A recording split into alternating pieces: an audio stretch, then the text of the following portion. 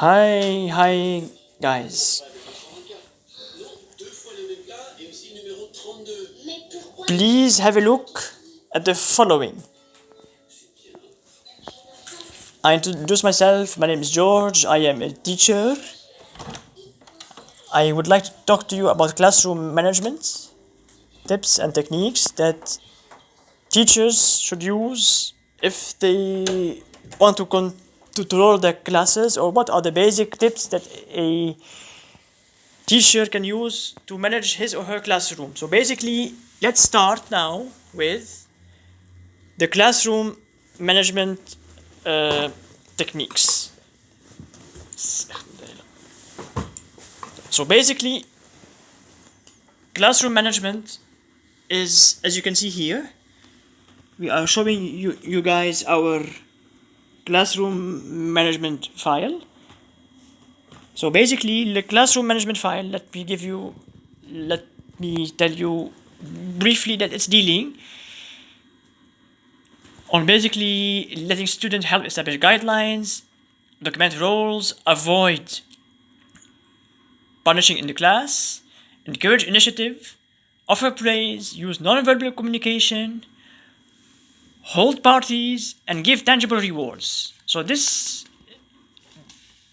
basic classroom management document that you see here on the table is prepared by myself and by two of my classmates for our Education 511 class at LIU. So we are basically showing the following points that you can see here, which is of course in reverse because I am kind of making a selfie kind of video. So basically we are showing the kind of problems, a quick overview of the teaching cycle, classroom behaviors, how to keep students on task, step to establish a BA classroom, planning a favorable beginning 2 weeks before the first class, starting our first class, creating a comfortable, non-threatening and safe learning community, things to pay attention to, ideas for classes or lecture sessions, ideas for cooperative learning, points about cooperative learning, ideas for discussions, points about question session, points about independent work session, points about homework assignments, approaching off-task behaviors systematically, the basis of punishing and rewarding off-task behaviors, non-disruptive off-task behaviors, non-violent disruptions, violent disruptions, building on experiences, instructional supervision, assessing your own teaching, and basically your uniqueness. So finally, let's start by showing you guys this picture. We are basically showing in our first item 3 steps or problems. The first is easy, like following a recipe. The hard problem is like something that needs practicing, like driving motorcycles, bicycles, and stuff like that. Then we go to the complex. Again, so the easy, the hard, and the complex. Complex is like raising a child or teaching. Here, we are showing you guys the teaching cycle. Teaching cycle has the first stage, second stage, third stage, fourth stage, fifth stage, and sixth stage. So basically, the first stage is determining students' or audience needs. Determining learning goal at second stage. Third stage, designing learning activities. Then preparing for the activities, conducting the activities, and finally, in the last stage, we are evaluating the activities or evaluating the work. So here, so here, I don't know if you can see it, we are talking about the classroom behaviors. So in our class, we are looking at different behaviors: off-task, engaged, on-task, engaged, off-task, and disruptive. And then we go to pro-social and antisocial. So basically, we have to find out what those behaviors are. On-task meaning that the students are working and following instructions. Engaged if they are doing so by being motivated. Off-task and disruptive are basically students not doing their jobs. Off-task is maybe people on their mobile telephones that are checking WhatsApp and stuff like this. Disruptive are students actually disrupting the class and doing like a clowning behavior. We will show you later on what's the difference between the disruptions, as it can be violent or non-violent. Of course, pro and antisocial are also points to discuss behaviors. Pro-social meaning they're friendly, antisocial meaning that they're basically not so friendly. So teachers basically would praise on-task behavior, engaged and pro-social actions, and they tend to terminate off-task, disruptive, and antisocial behaviors rather immediately. So as a rule, 50% of your classroom management problems can be overcome by good preparation and high content knowledge, meaning that if the teacher knows his material, he can put the students back on task. So here, in this picture, we are basically showing teachers employing inquiry instructional strategies by engaging students in activities in which they interact with information, make observations, and formulate or articulate ideas that lead them towards discovery, concept construction, of invention. On the other hand, direct instructional strategies are exposing students to the information or process to be remembered and then engaging in repetitive activities to commit to the information or process to memory. We now move to the different kind of motivations. As you can see here, you have the intrinsic motivation, extrinsic motivation. Intrinsic is motivation from the inside, extrinsic are motivations from the outside. Let's say like promotions, raises, bonuses, benefits, prizes, winnings, perks, prizes. All the intrinsic motivations are, let's say, like engagement, purpose, growth, curiosity, passion, self-expression, and fun.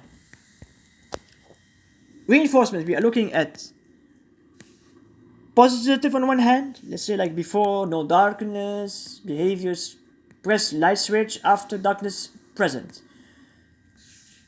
So before it means with light, we turn off the light, there is no light. Negative information, light switch. Negative information means light present, press light, light gone. Before no darkness, darkness present. So it depends on how you want to view it, as positive or negative. But we are looking at different kind of reinforcements regarding punishments or rewards. So we will not really go into this procedure, but just to show you guys that we have to distinguish between positive reinforcement and negative reinforcements. Steps to establish a BA classroom. We take advantage of the beginning of a new school year.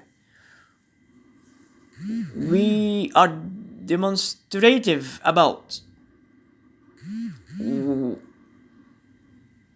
We are being demonstratively prepared, organized, and with it. With-itness is something that we will define later on as a teacher that is always knowing what's happening in class, who knows when to punish the students and who to punish, and be sure that he's in control of the class.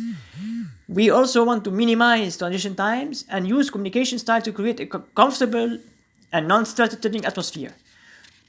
We also clearly want to establish the expectations for conduct. So planning the activities 2 weeks before class is nice because the teacher wants to visualize what you want in the classroom. This is our activity here. This is the 6th step. Visualize what you want to be going in the classroom.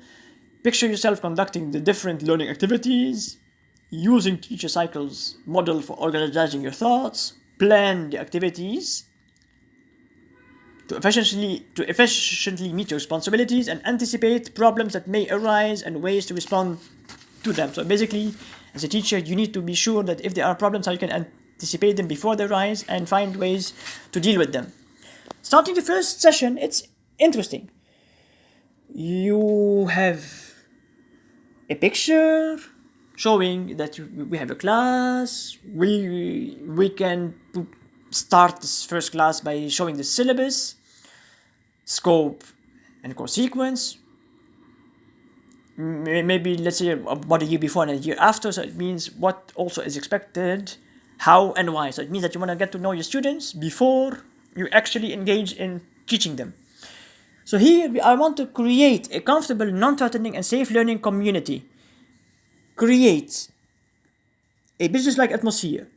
Be prepared and organized. Minimize the transition time. Let students participate without being ridiculed, embarrassed, or harmed, because you basically want to learn as a teacher how to create a positive classroom experience.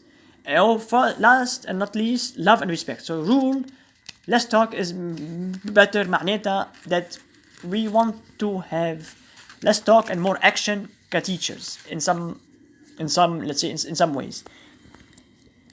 So basically, teachers or students might need to pay attention to the following. Here you can see that we are in point number 9. So basically, your gestures, proximity, and your body language. Speaking only to intended listeners. Think before you speak. Avoid unnecessary interruptions like punishing students or taking class time to waste your time in doing something that you might not want to do. Cooperation rather than competition. Voice tone, speaking only to the attentive and listen to students. As a rule, before you act or speak, think of how your actions and words might influence others. Act and talk in ways that others appreciate and not in ways they find offensive. So basically, teachers should know how to talk to students, address them, be it in a respectful way, and definitely pay attention to gestures, proximity, and body language. So basically now we are looking at ideas for a lecture session. We present this basically in the table form, which is like this one. Sorry again for the stupid selfie mode, but here we are showing about directions, how to take notes, and standards for behavior, advanced organizers, voice, volume, interaction, pitch, rhythm, and pace. Ask problems and critical thinking questions. Ask problems and or critical thinking questions. Signals, discussion, technology, planned breaks, which are very important. Flipped classroom, move, eye contact, say student name. So basically, as a teacher, you want to move around the class, show eye contact with students, and name student by name. Let's say like George, Habibi, Kifak. How are you doing? How's your work? To show some interaction with the students that you want to make a bond between them, to make the classroom more interesting for you and for the students. Cooperative learning. Cooperative learning. Many kinds are depending on the number of the group members, how definite the job is done by each of the members, and the purpose of the group, peer instruction, practice, problem solving, group, remedial group. And here's a picture showing what is meant by the ideas for cooperative learning. The points for those sessions are interesting because, as we can see in the picture, we are seeing a classroom setting where individual responsibilities, in addition to group tasks, chairperson, communicator of direction, or custodian of materials, reporter. So basically, they are showing that all group members will be held accountable. We should avoid time to change settings or give directions, which is too lengthy. So basically, to give directions in a very short way and not spend too much time in transition times. Task sheet and organizers. Give directions one time and not as per activities. Provide guidance and monitor groups by visiting them as a teacher that you want to favor group work. Model active listening techniques. Formative feedback. Closure points for lengthy session that you don't want to spend too long on these. Finally, follow-up is needed in terms of notes or presenting all group works that basically you can see here from the settings. From the points. Discussion sessions, we want to show ideas. Here is basically a classroom where there are discussions on. Show clear direction. Stay focused and on topic. Topic should be purposeful. Avoid IRE, معناتها initiate, respond, evaluate. Avoid this. Don't do it because it's not a comfortable atmosphere for students to learn, especially that IRE means that the students are going to be forced to respond truly or falsely, and not always teachers want that. Students should discuss by talking to each other and not to the teacher. Hand signals or beepers, use comments from one to engage another. So basically, moderate discussions or debates, which is very interesting. And I remember when I was a high school student, we found very interesting classes in debates because you give for or against a topic and you will discuss it basically.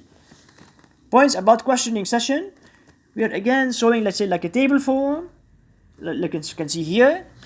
Provide for period of silent thinking. Have all students write their answers. Keep the question for the class. Engage as many students as possible. Keep questions clear and specific. And this can be used, of course, the questionings for other sessions that you don't waste time in making different activities. Points about independent work session. Clearly define the task in the first place. Avoid spending too much time with any one student. Differentiated task. Establish formal routine for requesting tasks. Flags or boards, for example. Here are the points for homework assignments. Here you can see a picture depicting the idea. Plan learning activities to teach students how to budget time for a homework early in the school term. Keep the homework simple and short. If you ask a 2 weeks assignment request, deliver specific small tasks, not large tasks. It should be an integral part of meaningful learning and give positive info and feedback. So give positive reinforcement and feedback. We want to approach off-task behavior systematically. So basically, we want to deal misbehaviors before they get to you, before they reach you. يعني before you feel avoided. So avoid it in a way, but deal with them before they reach you. أنت تحس فيها. Either respond to decisively all off-task behaviors or do not overly react to it at all. So basically هني عم بيقولوا respond decisively to an off-task behavior or do not overly react to it at all, depending if it's a main one or a minor one. Because you want to distinguish between teaching students to be on task and building character, and distinguish between isolated off-task behavior and off-task patterns. Teachers don't want to have patterns, but we can, as teachers, ignore an isolated off-task behavior. Control the time and place for dealing with off-task behavior. مش بقلب الصف بعد الصف, for example, can be possible. Provide your students with dignified ways to terminate off-task behavior. Respect. Avoid playing detective. This is important because teachers shouldn't spend time playing Sherlock Holmes and saying مين عملها هاي. No. Teachers should avoid this. Use help of colleagues, parents, or supervisors. This can be interesting if you want to exchange with each other in a way that you can find it interesting. Use alternative lesson plans, and finally, do not use corporal punishment. Know your rights and limits.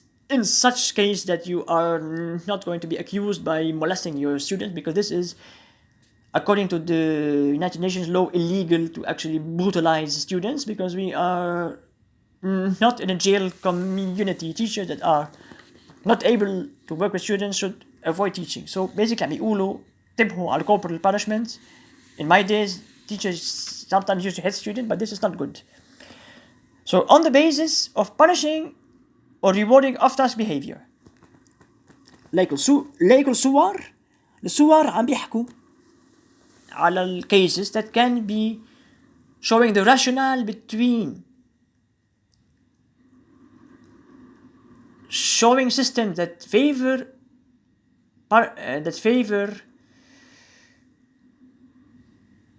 or basically عم بيقولوا the rationale for such system, punishment or reward, is untenable for at least 4 reasons. The purpose of grades is to communicate teachers' summative evaluation of students' achievement of learning goals. مش يمكن شيء reward for plus points.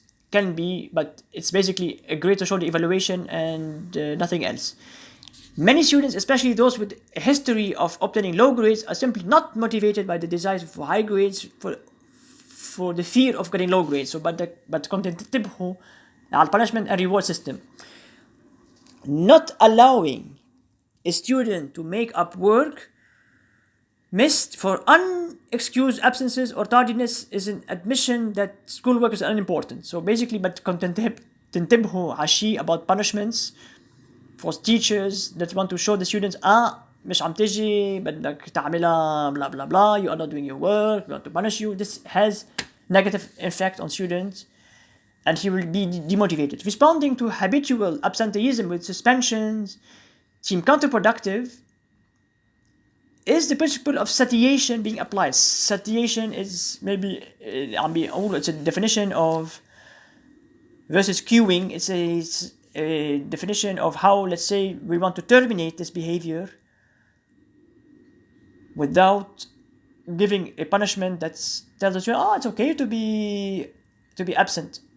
The punishment should be productive rather than counterproductive, so that they don't repeat it. Non-disruptive off-task behavior مثل الصور اللي عم بتشوفون هون. How do we deal as teachers with non-disruptive off-task behaviors, even the isolated ones? When the students are off-task, whenever students are off-task, they are failing to benefit from your planned activities, and consequently you are diminishing their chances to achieving learning goals. Off-task behavior patterns begin with isolated patterns that are positively reinforced. So basically, off-task behavior, if dealt with positively reinforced, ya habibi, ya shatur, ya bravo, isolated off-task behavior will be a pattern. So you may want to do it before it reaches to become habituated to doing those patterns. Students who are unable to follow a learning activity may become bored, frustrated, and disruptive, because this is the outcome of off-task behavior. Because if you remember in the previous video of classroom dynamics, students that are off task don't know how to do it. Don't know how to do your activity. So a simple reinforcement, indirect, by helping the student, by giving him or her feedback on how to do the activity, will actually allow him or her to do the activity peacefully without disrupting any other of his classmates. Cheating on tests are misbehaviors that must be dealt with instantly. We must punish students cheating on tests severely and immediately, such that the act is terminated. I personally am in the favor of severely punishing cheating. Some teachers favor to say, يا حبيبي مش مشكلة بنعطيك minus point. لا, you want to stop cheating as a misbehavior. Because some authors, including our textbook, mentioned that this is off-task. For me, it's disruptive, and probably it's even antisocial, not even pro-social. These are terms that we have to define if we accept cheating or no. So basically, كبداية نحن بالأزمة اقتصادية due to corrupt politicians. Corruption starts from young. We treat our future generations not to cheat this way, and thus we will tell our future governors that cheating is wrong, and they can know from young on that cheating is wrong, and they will stop doing cheating now in our classroom rather than later in the government. Non-violent disruptions. As you can see here in the picture, we are seeing how to deal with non-violent disruptions. We can choose whether or not to take action to deal with the disruptions by the example of disruptive talking and interruption during the classroom. Students clowning around as the teacher starts explaining a lesson, or being discourteous or disrespectful when addressing to the teacher, or failing to clean up after oneself between two activities. For example, this is very important to note that we want to بدنا نميز بين الviolent or non-violent. Some non-violence can be dealt with in a nice way and not in a brutal way, but at least do it respectfully. Violent disruption. So how do we deal with violent disruption? Teachers must take immediate action on such disruptions while ensuring safe school programs are in place, and we should implement them to prevent acts of bullying and fighting between students, attacks on teachers or school personnel, vandalizing school or any other property. Remember that in the beginning of class, students, when they are learning the business like classroom, learn about the classroom rules or classroom standards. One of them is to respect your and other people's property. Here we are building on experiences as that picture. So you basically need to develop experiences that are based on using productive communication patterns with your students by using descriptive instead of judgmental language, which is very important to use descriptive language, not judgmental or personal or judging the person. So basically, there are important points between not judging a student by his behavior as judging a behavior, judging a person like George, stop being rude. Or let's say this is rude. Don't do it. As judging the person, judgmental the second one, and the descriptive one is I'm being angry if you do so. Please refrain from doing this next time. So you can show the same action in difference using descriptive rather than judging language, and it's better for the students to have this good experience. So basically, we use problem-based learning activities to motivate student engagement intrinsically instead of extrinsic motivation in doing activities by giving grades and stuff like this. So basically, we want to respond to your students' off-task behavior and based on their nature to ensure that they are terminated before they are adopted by students as a norm. Very important. Look, guys, at the following page. You see nice pictures. And basically, we are discussing instruction supervision, pre-service teacher, preparation programs provide beginning teachers like myself with necessary but insufficient competencies to be successful for in-service teachers. So basically they are talking about points, how teachers can improve themselves. The success of instructional practice depends on teachers further developing those competencies from in-service experiences. So basically, the more successful they are, the more the teacher can learn from those competencies from basically experiencing with some past experiences or stuff like this. It's basically what I understood from it. Of course, you should assess your own teaching. Some teachers expertly and systematically evaluate their own instruction. Others use approaches that are more haphazard, but none can avoid making judgments about their own performances. Teacher self-assessments, accurate or not influence their strategies, preparation, and activities. Action research is grounded in the reality of schools, classrooms, teachers, and students. It's a process in which study and inquiry lead to action that make a difference in teaching and learning, and it bridges the gap between practice, study, and inquiry. So it's very important in the field of research to do the action research if there is a case that needs an immediate action to be taken by the teacher. So here I'm showing an example of an action research where teacher research and classroom research in language learning, where action is needed. The classroom management puzzle is something that was shown before, but I won't go over it into detail because I don't want to bore you guys with a long video of about half an hour. So my last point is about your uniqueness as a teacher. Because of differences among you and other teachers, and your circumstances and theirs, what is advisable for other teachers may not be good for you, or advisable for you. Your knowledge of what other teachers do teach their students to be on task is a major source of ideas for originating your own ideas. So basically, you want to learn from your colleagues as teachers who were teaching in the past, and you want to build on this. You can choose to adapt teaching atmosphere, providing cooperative or demographic environment in your lesson. On the other hand, you could adopt strategies to cater for mind wandering or daydreaming. It's very important to differentiate between mind wandering or daydreaming. Mind wandering is when you are thinking, you are aloof, daydreaming, or dreaming about items that may not necessarily exist. And daydreaming is maybe when you are present but you are not necessarily focused. Daydreaming sometimes can be confused with mind wandering, but these are two off-task behaviors or disruptions that may want to be dealt with peacefully. As a new teacher, it's not recommended to